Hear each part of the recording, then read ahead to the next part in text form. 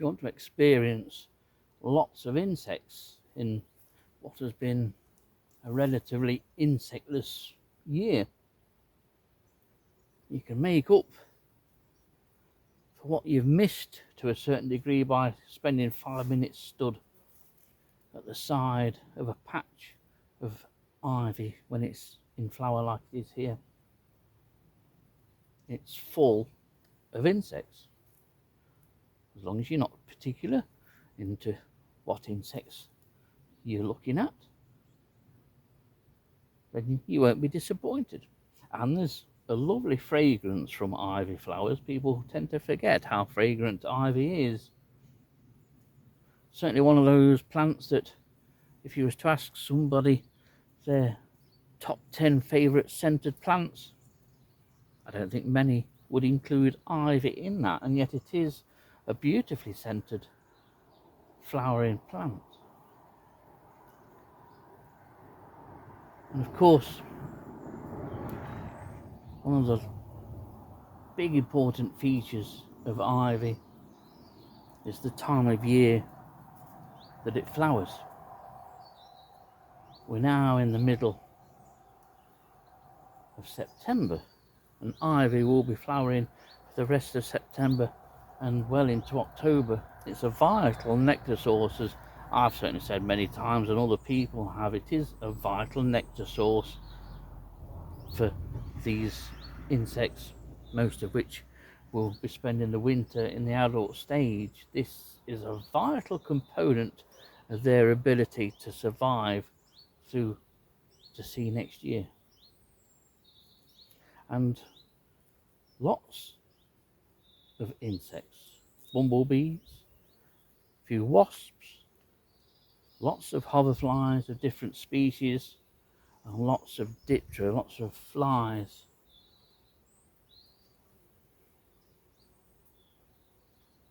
Also bugs, there's dock bug on here, and I've seen green shield bug.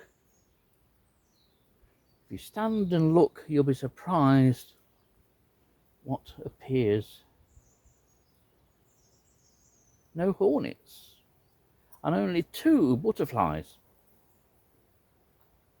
Just a single comma and a peacock, of all things, which briefly settled on the leaves. It didn't take any nectar from the flowers.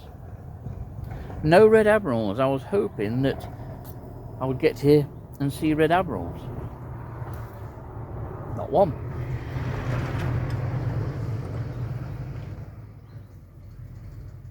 But there are plenty of flies.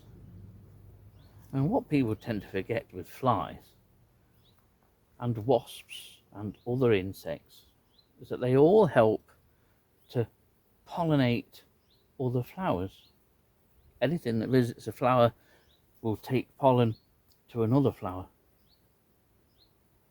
It's not just bumblebees and honeybees that pollinate flowers. It's a whole range of insects, including moths too. There's the odd flower of bindweed or convolvulus here, and that will provide a nectar source. Bumblebees will use it, but moths on a night time. Maybe a convolvulus hawk moth has graced this area of bindweed in the last few nights.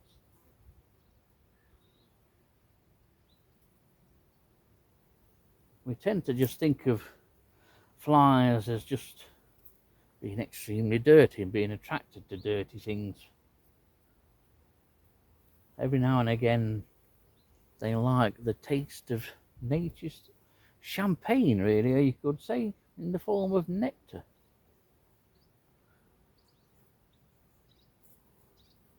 All helps them to get through to next spring, and we need the insects to get through to next spring.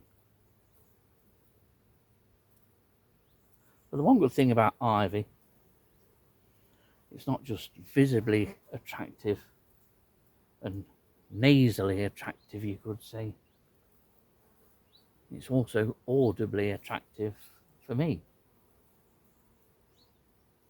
It reminds me of summer even though we're now in the latter half of September and what summer we had seems almost like a distant memory now.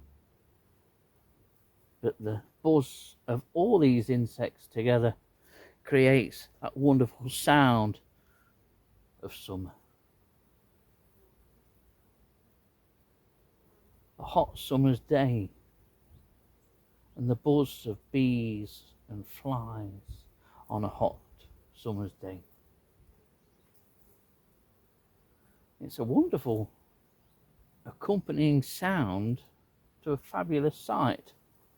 I think so. Others may not agree.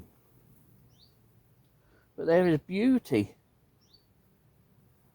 on ivy and in ivy. And the more you look, the more you see. Lots of different species.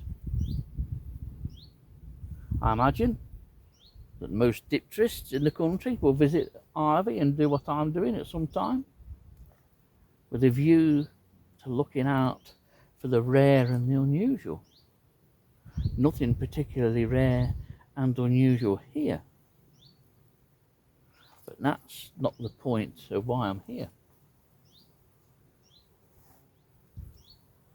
It's the experience. 5 minutes just listening to the hum and the buzz of all these insects. It's just wonderful to me. Apart from the traffic on the nearby road. But when it goes quiet, it's just beautiful.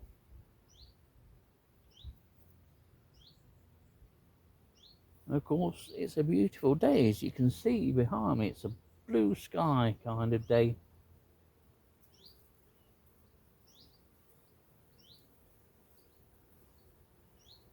Always worth spending 5 minutes with ivy.